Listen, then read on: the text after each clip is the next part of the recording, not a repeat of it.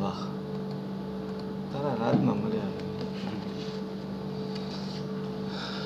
Hello વિદ્યાર્થી મિત્રો, આજના લેક્ચરમાં આપનું સ્વાગત છે.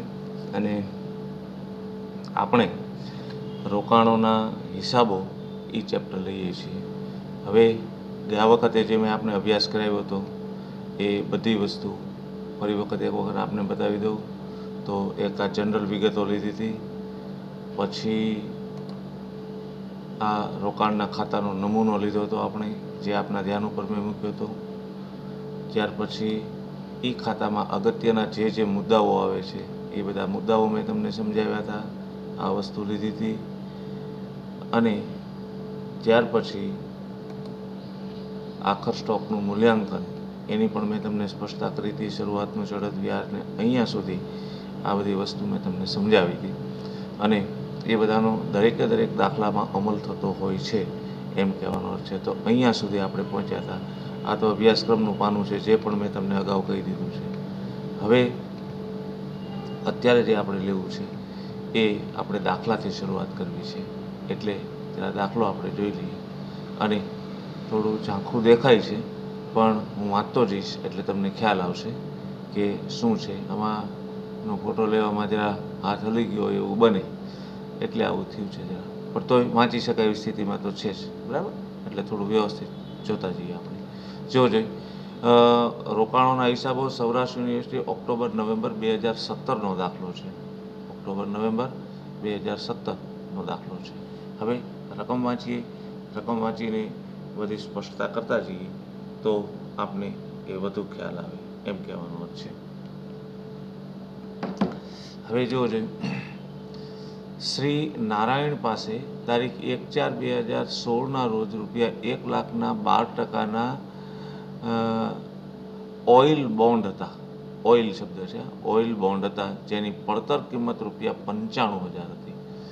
હવે આ નારાયણ છે એને ઇન્વેસ્ટમેન્ટ આ ઓઇલ બોન્ડમાં કર્યું છે. અને એનું વર્ષ, નારાયણનું વર્ષ ક્યારથી શરૂ થાય તો કે 1/4/2016થી. તો એ વર્ષ એનું નારાયણનું પૂરું ક્યારે થશે તો કે 31/3/2017. એટલે આપણા હિસાબોનું વર્ષ કયું થયું તો કે 1/4, કારણ કે આપણે નારાયણ વતી ખાતું બનાવવાનું છે. તો 1/4/16થી શરૂ થાય અને 31/3/17 આનું વર્ષ પૂરું થશે. એટલે આપણે એ વર્ષને ધ્યાનમાં રાખવાનું, બરાબર. પહેલી વસ્તુ. બીજું, 1/4/16 ₹1,12,000 ઓઇલ બોન્ડ હતા, જેની પડતર કિંમત 95,000 હતી. હવે 1/4/16 એટલે આ શરૂ બાકી થઈ. 1,00,000 એટલે એની દાર્શનિક કિંમત થઈ. આ 12% એનો વ્યાજનો દર થયો. એટલે દર વખતે તમારે 12% વ્યાજ જ્યારે ગણવાનું થાય ત્યારે તમારે 12% લેખે વ્યાજ ગણવાનું. અને એની પડતર કિંમત એટલે એની મૂડી કિંમત થઈ, એ 95,000 હતી. એટલે આ શરૂઆતની બાકી થઈ. 1,00,000ના 12%ના બોન્ડ હતા, ઓઇલ બોન્ડ હતા, પડતર કિંમત 95,000 હતી. હવે જો તમને ખાતું બતાવું, આ ખાતું તો કે નારાયણના ચોપડામાં 12%ના ઓઇલ બોન્ડનું ખાતું, તારીખ 1/4/16થી 31/3/17 દરમિયાન, વ્યાજ તારીખ 30 અને 31/12 આગળ જતાં કહેશે. આ ખાતું છે, એની ગણતરીઓ બધી પાછી મેં પાછળના ક્રમે આપી હોય. તો જો શરૂઆતની બાકી, આપણે ખાતાનો નમૂનો આપ્યો હતો તો 5 કોલમ ઉધાર બાજુ ક્યાં તો કે તારીખ, વિગત, દાર્શનિક કિંમત, વ્યાજ અને મૂડી કિંમત. આ 5 કોલમ ઉધાર બાજુ. પછી આ લીટી મધ્યની લીટી થઈ. પછી આ 5 કોલમ જમા બાજુ. એના એ જ હેડિંગ, તારીખ, વિગત, દાર્શનિક કિંમત, વ્યાજ અને મૂડી કિંમત. ખાતું છે એટલે ઉપર ઉધાર જમા આવે. તો જો શરૂઆતની બાકી થઈ કે 1/4/16, બાકી આગળ લાવ્યા આ 1,00,000, એમાં વ્યાજ પછી ગણવાનું હોય. એટલે આ ડેશ અને આ 95,000. બરાબર ભાઈ, સમજ્યા બધા? તો ખાતાને આપણે સમજતા જઈએ. અને આ દાખલાને પણ એક દાખલો ગણીએ ને તો આપણને 35-40% તો આવડી જવું જોઈએ. પછી આપણે એક જ દાખલા ઉપરથી તમને એનો 50% સુધીનો અનુભવ થઈ જાય કે ભાઈ ના બરાબર છે, આ રીતે આપણે ગણાય. પછી બાકીનું 50% છે એ 2-3 દાખલા ગણો એટલે તમને ખ્યાલ આવવા મળે કે આમ કરવાનું છે, આમ કરવાનું છે. એ તમે કરી શકો. હવે બીજું એણે એમ કીધું છે કે વ્યાજ તારીખ 30મી જૂન અને 31મી ડિસેમ્બરના રોજ ચૂકવાય છે. એટલે વર્ષમાં વ્યાજ 2 વખત ચૂકવાય છે, 30મી જૂન અને 31મી ડિસેમ્બર. હવે જો આ લખ્યું વ્યાજ તારીખ 30મી જૂન અને 31મી ડિસેમ્બર. હવે મેં તમને એક મુદ્દો કીધો હતો. ક્યાં કીધો હતો? જુઓ જોઈએ, આ કીધો હતો, શરૂઆતનું ચડત વ્યાજ અને આખરનું ચડત વ્યાજ. હવે એમાં શું કીધું હતું તો કે રોકાણ કરનારના હિસાબોની આખર તારીખ, તો રોકાણ કરનારના હિસાબોની આખર તારીખ આપણી કઈ આવી છે આની અંદર? 31/3 આવી ને, 1/4 શરૂ થાય છે એટલે 31/3 રોકાણ કરનારના હિસાબોની આખર તારીખ. અને દાખલામાં આપેલ વ્યાજની તારીખ, તો વ્યાજની તારીખો આપણને કઈ બેણે કીધી? તો કે 30/6, 30મી જૂન એટલે 30/6 અને 31મી ડિસેમ્બર એટલે 31/12 થાય. તો 30/6 અને 31/12, આ 30/6 અને 31/12. હવે આપણને આ હિસાબોની આખરની તારીખ 31/3 આપી છે. તો આપણે એક મુદ્દો એવો લીધો હતો કે જ્યારે દાખલામાં આપેલી વ્યાજની તારીખ અને રોકાણ કરનારના હિસાબોની આખર તારીખ જો બંને એક થતી હોય તો શરૂ ચડત વ્યાજ અને આખર ચડત વ્યાજ ગણવું પડશે નહીં, એક થતી હોય તો. પરંતુ જો બંને તારીખો અલગ અલગ હોય તો શરૂ ચડત વ્યાજ અને આખર ચડત વ્યાજ બંને ગણવું પડશે. હવે જો આપણી 31/3 છે, બરાબર, આની એણે આપી છે 30/6 અને 31/12 આપી છે. તો આ 30/6 અને 31/12માં ક્યાંય 31/3 આવતી નથી, તો બંને અલગ છે ને? અલગ 31/3 નથી આવતી તો અલગ છે.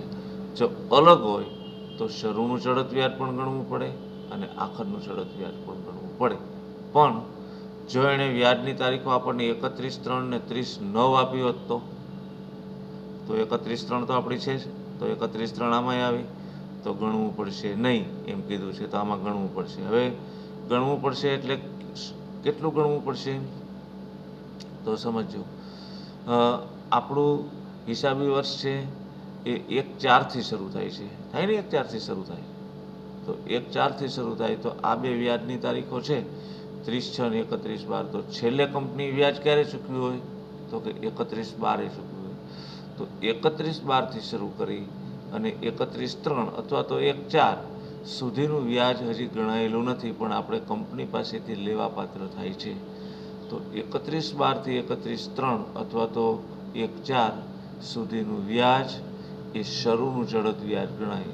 એટલે શરૂનું ચડત વ્યાજ તમારે ઉધાર બાજુ લખવાનું અને આખરનું ચડત વ્યાજ પણ 3 માસનું થશે, એ તમારે જમા બાજુ આપવાનું. એટલે મોટાભાગે દાખલાઓમાં એવું હોય છે કે 6 મહિને વ્યાજની તારીખો આપી હોય તો મોટાભાગે 3 મહિનાનું ચડત વ્યાજ શરૂનું અને 3 મહિનાનું આખરનું ચડત વ્યાજ હોય છે. તો આમાં 3 મહિનાનું શરૂનું ચડત વ્યાજ અને 3 મહિનાનું આખરનું ચડત વ્યાજ લાગુ પડશે. એ મેં તમને સમજાવ્યું. આ લીટીનો જવાબ આ છે. હવે તારીખ 31/3/2017 રોજ પૂરા થતા વર્ષ દરમિયાન 12% ઓઇલ બોન્ડના નીચે દર્શાવ્યા મુજબના વ્યવહારો થયા હતા. નીચે દર્શાવ્યા મુજબના વ્યવહારો થયા હતા. હવે નીચે દર્શાવ્યા મુજબના વ્યવહારો એટલે આખા વર્ષ દરમિયાનના થયા. હવે આખા વર્ષ દરમિયાનના 4 વ્યવહારો આપ્યા છે. હવે 4 વ્યવહારો આપણે સમજૂતીમાં લીધું હતું. જો વ્યાજ સહિત ને વ્યાજ બાદ ને બધા મુદ્દાઓ આવ્યા. મેં ક્યાં લીધું હતું? જો સમજાવું તમને. જો આ લીધું ખરીદ વેચાણના વ્યવહારો, રોકાણના હિસાબોમાં 4 પ્રકારના: વ્યાજ સહિત ખરીદી, વ્યાજ બાદ ખરીદી, વ્યાજ સહિત વેચાણ, વ્યાજ બાદ વેચાણ. આ બધું મેં તમને સમજાવ્યું હતું. ભૂતકાળનું વ્યાજ ગણવાનું, આ બધી ગણતરી મેં તમને સમજાવી હતી. એ બધું હવે જો આવે છે આની. તો હવે આ 4 વ્યવહારો. હવે જો આની મેં ઘણા દાખલાઓમાં તમારે તમને આ બધું રકમ લખીને, બાકી આ દાખલો હું તમને ભેગો ગણતો જાઉં તો થોડુંક લેન્ધી થાય ને તમને સામે જો હો ને, ઓફલાઈન હોય ને, તો તમે વ્યવસ્થિતપણે બોર્ડ ઉપર તમને બોર્ડ વર્ક કરીને પણ તમને સમજાવી શકું. પણ હવે આમાં આપણે ઓનલાઈન છીએ એટલે તમારે વાત કરવાની, તમારે સાંભળવાની. સ્ક્રીન ઉપર દાખલો દેખાય છે અને હું કર્સરનો ઉપયોગ કરીને તમને આ બધી વસ્તુ સમજાવતો જાઉં. એટલે તમારે એકાગ્ર થઈને જ આ બધું સાંભળવું પડે અને આમાં જોતું પણ જવું પડે, તો જ તમે ક્લિયર કરી શકો. બાકી તો તમે જો થોડીક પણ એમાં બેદરકારી રાખો તો આમાં લિંક તૂટી જાય, અને લિંક તૂટી જાય એટલે પછી કયા મુદ્દાઓ ક્યાં આવ્યા એ ખબર ન પડે, કારણ કે આ દાખલા લેન્ધી હોય છે અને એ બધાની ગણતરી માઇન્ડ રાખીને વ્યવસ્થિતપણે માઇન્ડ સેટથી બધી કરવાની હોય છે. એટલે થોડું જોતા જવાનું. હવે જો એણે 1/8/16, કારણ કે 1/4/16થી શરૂ થાય એટલે 1/8/16 એની અંદર જ આવે. 1/8/16, 1/9/16, 1/12/16 અને 1/3/17 એટલે 31/3/17 સુધી આપણે છીએ તો એ લાગુ પડે. હવે જો પહેલી એન્ટ્રી કઈ આપણે આપી?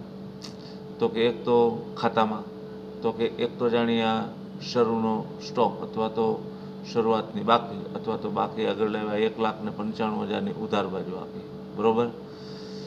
પછી 1/4 પછી આપણે 1/8 પહોંચો પછી એક તો જાણીએ શરૂનું ચડત વ્યાજ તમારે 1/4/16 3 માસનું ગણવું પડશે, એ પણ ઉધાર બાજુ જશે. તો બીજી એન્ટ્રી એ થઈ.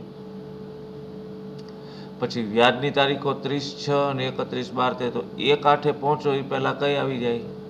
30મી જૂન આવી જાય. તો 30મી જૂન એટલે 30/6 એ તમારે વ્યાજ ગણવાનું.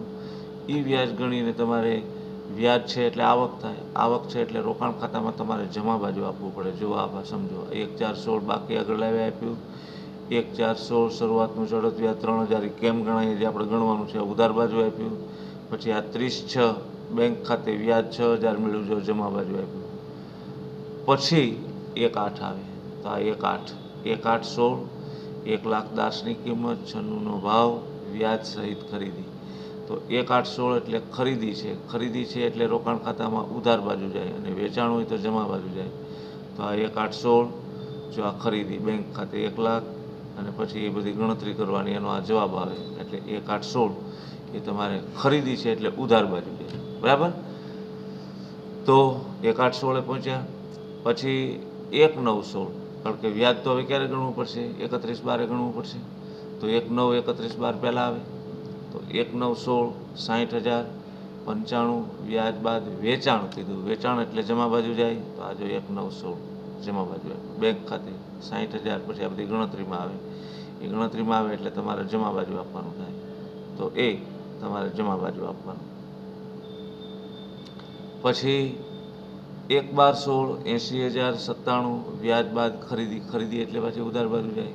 તો આ 1/12/16 બેંક ખાતે 80,000 આ ખરીદી, ખરીદી તમે ઉધાર બાજુ આપી દો તો તમારે ઉધાર બાજુ એ આપવા પાત્ર થાય એમ કહેવાનો અર્થ છે. તો એ કેને જુઓ. પછી જુઓ જોઈએ 1/3 પહોંચો 1/3/17 તો એ પહેલાં 31/12 આવી જાય. એટલે 31/12 તમારે વ્યાજ ગણવું પડે. તો વ્યાજ ગણવાનું 31/12. તો જો 31/12 વ્યાજ ગણ નહીં. 31/12/16 બેંક ખાતે વ્યાજ 13,200 થશે. હું તમને ગણવાનું છે હજી બાકી, આ તો હું તમને હજી રકમ સમજાવું છું.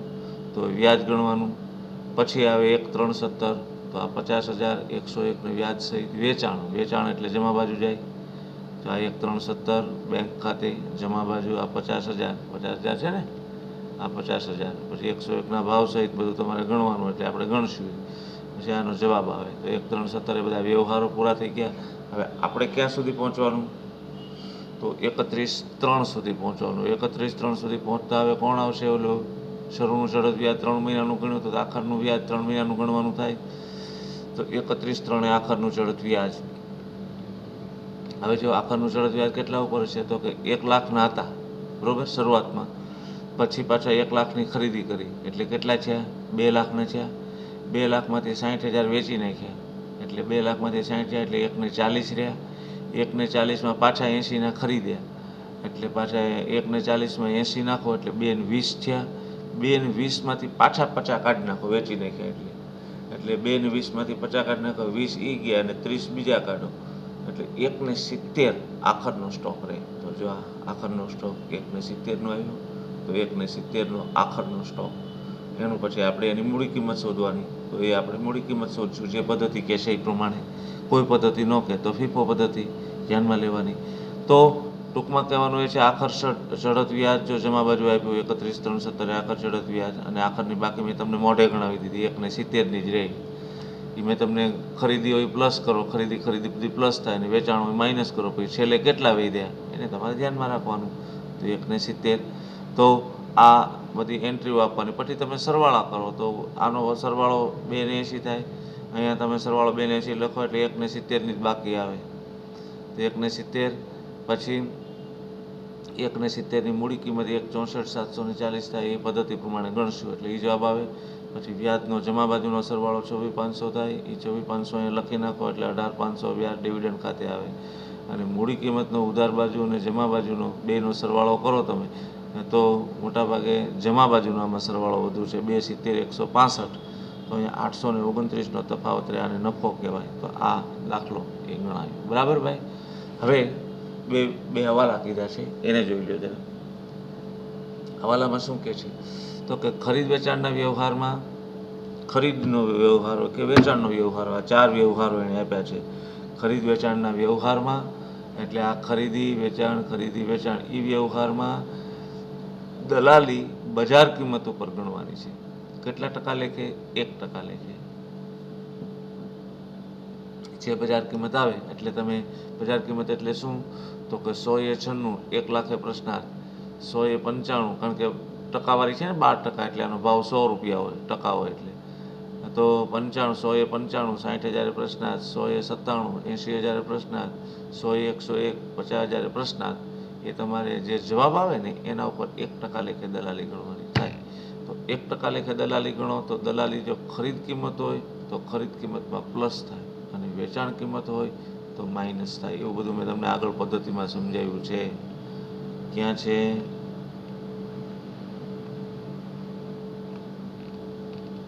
આ રહ્યું. જો ખરીદ કિંમત હોય તો દલાલી પ્લસ, વેચાણ કિંમત હોય તો દલાલી માઇનસ, ખરીદ કિંમત હોય તો પ્લસ, વેચાણ કિંમત હોય તો દલાલી માઇનસ. સમજાયું છે?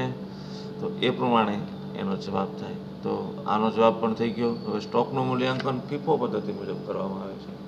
તો ફર્સ્ટ ઇન ફર્સ્ટ આઉટ. તો પહેલી ખરીદી હોય એટલે શું થશે કે આ 1 લાખનું શરૂઆતનો સ્ટોક હતો, પછી ખરીદી, પછી આ વેચાણ છે. વેચાણ છે તો શરૂના સ્ટોકમાંથી જાય, કારણ કે FIFO કીધું ને એટલા માટે. તો આ 60,000 છે લાખમાંથી બાદ થાય, FIFO છે. પણ LIFO કીધું હોત તો આ 1 લાખમાંથી 60,000 બાદ થાય. Last in first out. તો આ છેલ્લી ખરીદી આના પહેલાંની ખરીદી આ છે તો આમાંથી 60 બાદ થાય. પછી પાછા 80 આવ્યા, પછી પાછું 50નું વેચાણ, તો પાછા આ લાખમાંથી જે વધે બાદ કરવાનું, પછી આ લાખમાંથી બાદ કરવાના, કારણ કે FIFO છે એટલા માટે. અને પછી જે બાકી રહે એને આપણે આખા સ્ટોક કહીએ. તો FIFO પદ્ધતિ. હવે આમાં 31/3 ક્યાંય પણ બજાર ભાવ આપ્યો નથી. 31/3 ક્યાંય પણ આપણને બજાર ભાવ આપ્યો નથી, એટલે બજાર કિંમતે સ્ટોકનું મૂલ્યાંકન કરવાનું રહેતું નથી. માત્ર FIFO પદ્ધતિએ જ મૂલ્યાંકન કરવાનું. કે નહીંતર શું હોય છે કે FIFO પદ્ધતિ અને જો FIFO કીધી હોય તો FIFO, અને LIFO પદ્ધતિ કીધી હોય તો LIFO, કાંઈ ન કીધું હોય તો FIFO એ તો કરવાનું. એ પદ્ધતિએ મૂલ્યાંકન કરવાનું, અને બજાર કિંમત આપી હોય બજાર કિંમતે મૂલ્યાંકન કરવાનું. બંનેમાંથી જે ઓછી હોય એ તમારે ધ્યાનમાં લેવાનું. એવું આખા સ્ટોકના મૂલ્યાંકન વખતે મેં તમને કીધું હતું. તો જો જે આખા સ્ટોકના મૂલ્યાંકનમાં જો કીધું આ બધી પદ્ધતિ FIFO, LIFO, સરેરાશ, બજાર કિંમત જો દાખલામાં આપેલો હોય તો. જો દાખલામાં જામીનની બજાર કિંમત આપેલો, ચોપડે કિંમત અને બજાર કિંમતે મૂલ્યાંકન કરતાં જે કિંમત ઓછી હોય તે કિંમત મૂડી કિંમતના કોલમમાં જમા બાજુ દર્શાવાશે. આખા સ્ટોક મૂલ્યાંકન માટે કોઈ પદ્ધતિનો ઉલ્લેખ ન હોય ત્યારે FIFO પદ્ધતિ મૂલ્યાંકન કરવું. બજાર કિંમત દાખલામાં આખર તારીખની આપેલ ન હોય ત્યારે માત્ર ચોપડે કિંમતે જ મૂલ્યાંકન કરવું. આ બધા મુદ્દાઓ મેં તમને કીધા છે ભાઈ, એટલે તમારે એ ધ્યાનમાં રાખવાનું. તો રકમ અહીંયા પૂરી થાય. શ્રી નારાયણના ચોપડામાં 31/3/17 રોજ પૂરા થતા વર્ષનું 12% ઓઇલ બોન્ડનું ખાતું તૈયાર કરો. તો આ ખાતું બરાબર. હવે એની ગણતરીઓ ક્રમશઃ જોતા જઈએ. હવે જો પહેલાં તો આ 1/4/16 1 લાખના 12%ના 95,000ના ઓઇલ બોન્ડ. હવે જો પહેલાં તો ખાતું શ્રી નારાયણના ચોપડામાં 12% ઓઇલ બોન્ડનું ખાતું, તારીખ 1/4/16 થી 31/3/17 દરમિયાન. વ્યાજ અહીંયા વ્યાજની તારીખો લખી નાખો એટલે વાર જોવું ન પડે, એમાં તમે જોઈ શકો. હવે શરૂઆતની બાકી એણે કીધી હતી 1,95,000 ને 12%. તો આ શરૂઆતની બાકી એટલે 1/4/16, બાકી આગળ આવ્યા 1 લાખ ડેશ વ્યાજના કોલમમાં 95,000. હવે ઓલી વ્યાજની તારીખો ઉપરથી વ્યાજની તારીખો કીધી 30 જૂન ને 31મી ડિસેમ્બર, અહીંયા લખી નાખી. શરૂઆતનું ચડત વ્યાજ ગણવું પડે. હવે જો ગણતરી આપી છે તો પહેલી ગણતરી જરૂરી ગણતરી એમાં 1/4/16 શરૂ ચડત વ્યાજ બરાબર. હવે ક્યાંથી ગણવાનું?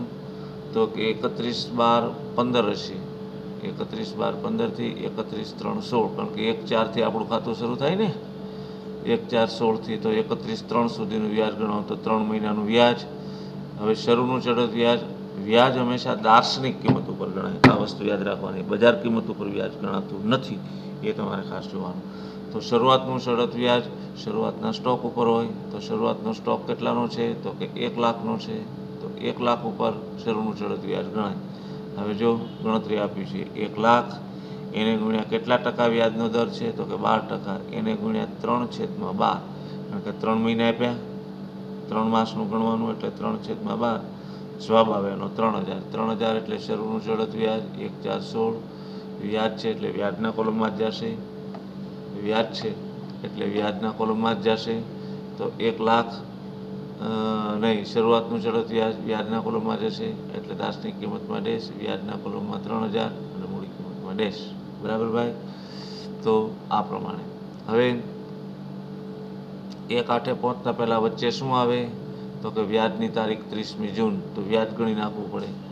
તો વ્યાજ ગણીએ આપણે. તો વ્યાજની દર જોવો જોઈએ. આ 30/6 વ્યાજ તારીખ. હવે વ્યાજ તારીખ એટલે વ્યાજની તારીખથી વ્યાજની તારીખ સુધી ગણવાનું થાય છે ને. સમય કન્ટિન્યુ રાખવું છે? ના, એટલે સમય પૂરું થઈ ગયું. 9 ને 10 થઈ ગઈ. 20 થાય ને પૂરું? કન્ટિન્યુ રાખવું. એમને એમની પૂરું ક્યારે થાય? 9 ને 10 થાય.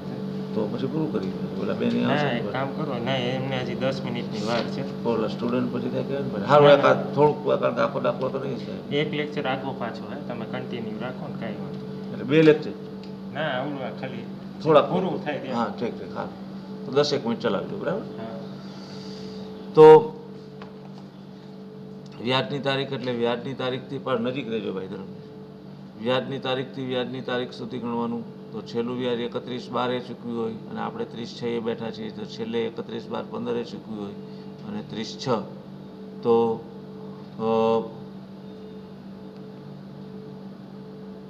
1 મિનિટ મિત્રો જોઈ લો.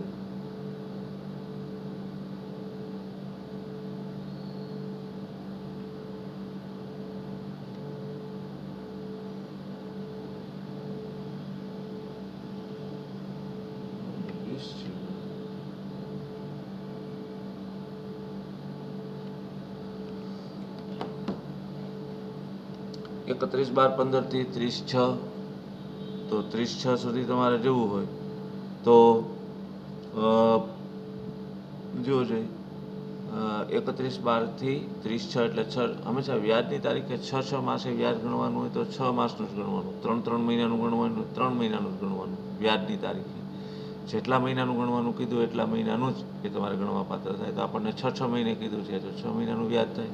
હવે વ્યાજ તારીખ તો આપણી પાસે જો શરૂઆતનો સ્ટોક જ છે, પછી એ સિવાય શરૂનું ચડત વ્યાજ ગણ્યું, ખરીદી કે વેચાણ કંઈ થયું નથી તો 1 લાખ જ હોય આપણી પાસે. તો 1 લાખના જ બોન્ડ હોય કારણ કે ખરીદ વેચાણ તો કંઈ થયું જ નથી 30/6 સુધીમાં. 1/4 શરૂ કરીને તો 1 લાખ એને ગુણ્યા 12% એને ગુણ્યા 6/12 એટલે 6000 થાય. તો વ્યાજની તારીખે વ્યાજની આવક થાય. આવક થાય એટલે જમા બાજુ જાય. તો વ્યાજની તારીખે જમા બાજુ લઈ જાઓ 30/6/16 બેંક ખાતે. હવે કૌંસમાં છે ને એનું બાબત છે લખવાનું. એ બાબત જે તમને એમ થાય સાહેબ શું કામ લખવાનું, તો આ જ્યારે ઓડિટ થાય ને ત્યારે ઓડિટ થતી વખતે ઓડિટર છે એ એની ગણતરી બરાબર છે કે નહીં એ એને ચેક કરવું હોય તો એ બરાબર એને ચેક કરી શકે. બાબત જે લખ્યું દર વખતે એને પૂછવાનું ન રહે. જે હિસાબો તૈયાર કરતા હોય એને પૂછવાનું ન રહે, એ પોતાની રીતે ગણી શકે. તો એ તમારે આ ઇક્વેશન જ લખવાનું છે, બીજું કાંઈ નથી. 1 લાખનું 12%નું 6 માસનું મળેલ વ્યાજ એ જ ઇક્વેશન. જો 1 લાખનું 12% લે કે 6 માસનું વ્યાજ મળ્યું તો 6000 ગણ્યા હતા. દાર્શનિક કિંમતમાં ડેશ, વ્યાજના કોલમમાં 6000, મૂડી કિંમતમાં ડેશ. તો આ વસ્તુ એ આપણે આપી. હવે પેલો વ્યવહાર આવે. કયો આવે તો કે 1/8નો. તો 1/8 1,96,000 અને વ્યાજ સહિત આ બધી વસ્તુ તમારે ધ્યાનમાં રાખવી પડે. 1/8 નહીં લેવાનું, 1,96,000 વ્યાજ સહિત તે પાછું ખરીદી. હવે જો ગણતરીમાં ત્રીજા નંબરનું ગણતરી 1/8/16 વ્યાજ સહિત ખરીદી લખ્યું. બરાબર? હવે જ્યારે તમે વ્યવહાર ગણો ને, આ 4 વ્યવહારો છે એ જ્યારે વ્યવહાર ગણો ને 1/8નો 1/9નો 1/12નો 1/3નો ત્યારે હંમેશા તમારે 4 ગણતરી કરવાની અને ABCD કરવાનું અને આ જ ક્રમમાં કરવાનું એટલે તમારી ગણતરીમાં ભૂલ નહીં પડે. હવે જો 1/8/16 વ્યાજ સહિત કરી દઈએ. એમાં એ ભાવ કેટલો કીધો તો એણે ભાવ તો કે 96નો અને 1 લાખ. બરાબર? હવે જો ગણતરીમાં કીધું તો કે 100 એ 96, 1 લાખે પ્રશ્ન 12% કીધા છે. ટકા હંમેશા 100 ઉપર હોય એટલે એનો મૂળ ભાવ 100 રૂપિયા છે એમ સમજીને ચાલવાનું. તો 100 એ 96 રૂપિયા થઈ ગયા. તો 1 લાખે પ્રશ્નાર્થ તો ઇક્વેશન છૂટું પાડો 100 એ 96, 100 એ પ્રશ્નાર્થ તો 96,000 ખરીદ કિંમત થઈ. હવે આપણને દલાલી એણે શું કીધું હતું તો કે ખરીદ વેચાણના વ્યવહારમાં બજાર કિંમત પર 1% લેખે દલાલી ગણાશે. તો બજાર કિંમત કેટલી આવી? 96,000 આવી. બજાર કિંમત ખરીદતા હોય તો ખરીદ કિંમત હોય અને વેચતા હોય તો વેચાણ કિંમત હોય. તો એ તમારે 96,000 ખરીદ કિંમત આવી. હવે 96,000 બી કરવાનું. 96,000ના 1% લેખે એટલે 960 દલાલી થઈ. 96,000 ખરીદ કિંમત આવી, 1% લેખે દલાલી એટલે 960 દલાલી થઈ. પછી સી 30/6/16 થી હવે જો વ્યાજ ગણવાનું દરેક વ્યવહારમાં. તો આપણે 1/8 બેઠા છીએ. તો 1/8 બેઠા હોય ત્યારે છેલ્લું વ્યાજ ક્યારે ચૂકવાનું હોય? તો હમણાં આપણે 30/6 એ ગણ્યું હતું, બરાબર? વ્યાજની તારીખ જ ધ્યાનમાં લેવાની. તો 30/6 છેલ્લે આપણે વ્યાજ ગણ્યું હતું. તો 30/6 એ વ્યાજ ચૂકવાનું છે. તો 30/6 થી 1/8 એટલે 30/6 એટલે છઠ્ઠો નીકળી ગયો. પછી જુલાઈ અને 1/8 એટલે 8મોય નીકળી ગયો. એટલે એક જ માસનું વ્યાજ થાય. વ્યાજ હંમેશા દાર્શનિક કિંમત ઉપર ગણાય. તો 1 લાખ આ વ્યવહારની દાર્શનિક કિંમત છે. 1 લાખ એને ગુણ્યા 12%, એને ગુણ્યા 1 માસ એટલે 1/12 એટલે 1,000 વ્યાજ થાય. બરોબર? હવે આ ત્રણેયને તમારે ધ્યાનમાં લેવાના. 96,000, 960 અને 1,000.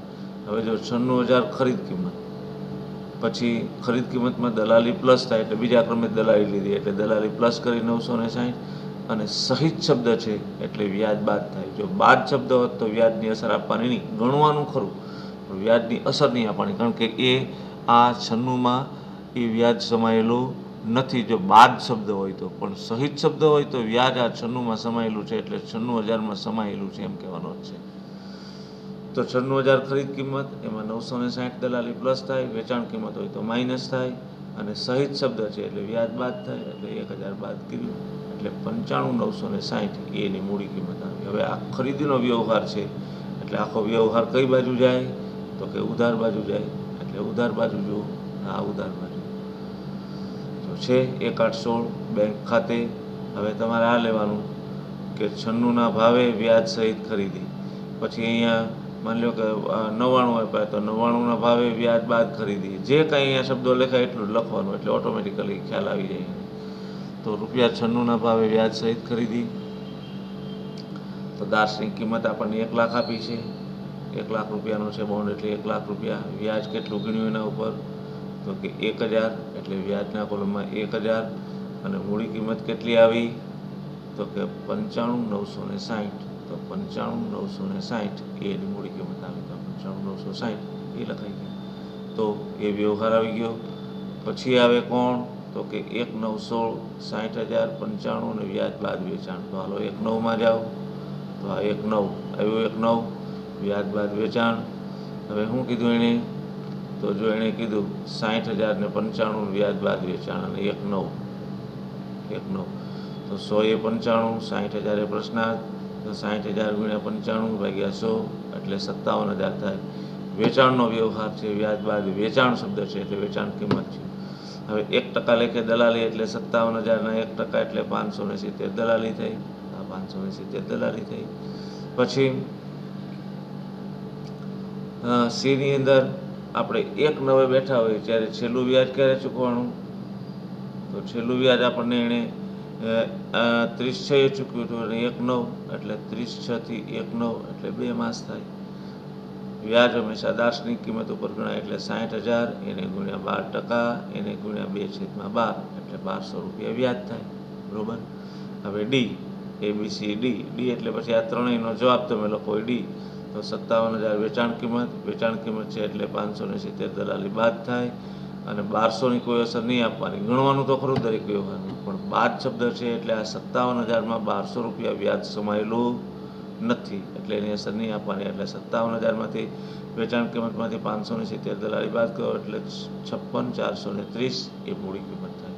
હવે વેચાણનો વ્યવહાર છે એટલે કઈ બાજુ જાય જમા બાજુ જાય. તો 1/9/16 બેંક ખાતે ₹95ના ભાવે વ્યાજ બાદ વેચાણ. તો આ 60,000 દાર્શનિક કિંમત આપી હતી આપણને 60,000. તો આ 60,000 દાર્શનિક કિંમત. વ્યાજ કેટલું આવ્યું તો વ્યાજ 1200 આવ્યું. તો આ 1200 અને 56,430 એ મૂડી કિંમત આવી. તો આ 56,430 એ મૂડી કિંમત આવી. તો 1200 56,430 એ મૂડી કિંમત. બરાબર ભાઈ? તો આ એક આવી ગયું. હવે કોણ આવે તો રકમમાં જુઓ, રકમમાં જાઓ. તો હવે આવે 1/12 તો 80,097 અને વ્યાજ બાદ ખરીદી. તો 1/12 વ્યાજ બાદ ખરીદી. સમજો. હવે ભાવ એણે શું કીધો? 80,97. તો ગણતરીમાં જાવ જોઈએ તો 100 એ 97, 80,000 એ પ્રશ્નાર્થ એની અંદર. તો 80 × 97 100, 77,600 ખરીદ કિંમત. પછી બી 77,600 એને ગુણ્યા 1% એટલે 776 દલાલી. પછી સી વ્યાજ 1/12 બેઠા હો તો છેલ્લું વ્યાજ તો 30 છે જ ચૂકવાનું. તો કારણ કે હવે તો 31/12 આવશે તો 31/12 તો પછી ગણવાનું છે. તો આપણે તો આગલું જ ગણવાનું છે. તો 30/6 થી 1/12 તો 5 માસનું વ્યાજ થાય. દાર્શનિક કિંમત ઉપર વ્યાજના એટલે 80,000 એને ગુણ્યા 12%, એને ગુણ્યા 5/12 એટલે 4,000 રૂપિયા વ્યાજ થાય. હવે આ ત્રણેયની ગણતરી કરવાની. તો 77,600 ખરીદ કિંમત હોય પછી દલાલી એમાં 776 પ્લસ થાય. બાદ શબ્દ છે એટલે વ્યાજની અસર આપવાની નથી એટલે 78,376 એ એની મૂડી કિંમત થઈ. હવે ખરીદી છે એટલે ઉધાર બાજુ જશે. તો આ ઉધાર બાજુ આવ્યું. 1/12 બેંક ખાતે ₹97ના ભાવે વ્યાજ બાદ ખરીદી. વ્યાજ બાદ ખરીદી. તો 80,000, 4,000 વ્યાજ, 78,376. આ 78,376 એની મૂડી કિંમત થઈ. બરાબર. તો 78,376 ત્યાં સુધી આપણે પહોંચ્યા. હવે આપણે આ ત્રણ વ્યવહારો ગણી નાખ્યા. હવે શું ગણવાનું? તો કે વ્યાજ ગણવાનું. પહેલી વસ્તુ કઈ તારીખે? તો કે 31મી ડિસેમ્બરે વ્યાજ ગણવાનું. એ વ્યાજ તમારે ગણવાનું થાય 31 ડિસેમ્બરે. અને પછી તમારે 1/3 આ વેચાણનો વ્યવહાર ગણવાનો. એ ગણવાનું. પછી આખરનું ચડત વ્યાજ ગણવાનું. આખરનું ચડત વ્યાજ અને આખરના સ્ટોકનું મૂલ્યાંકન કરવાનું. તો આ 4 મુદ્દાઓ બાકી રહે. જે મુદ્દાઓ થોડી પાછું નેક્સ્ટ લેક્ચર લઈશ ત્યારે તમને સ્પષ્ટતાથી ક્લિયર કરીશ અને પછી આપણે આ ખાતું આખું પૂર્ણ કરીશું એમ કહેવાનો છે. તો અત્યારે આપણે 1/12/16 સુધી પહોંચ્યા છીએ. ત્યાર પછીના વ્યવહારો 1/3, પછી વ્યાજ 31/12, આખરનું ચડત વ્યાજ અને આખરના સ્ટોકનું મૂલ્યાંકન. આ 4 વસ્તુ એ ગણવાની બાકી રહે. એ હું તમને નેક્સ્ટમાં આવીશ ત્યારે હું તમને ક્લિયર કરીશ. એટલે ત્યાં સુધી બાકી રાખો પ્લીઝ એમ કહેવાનો છે.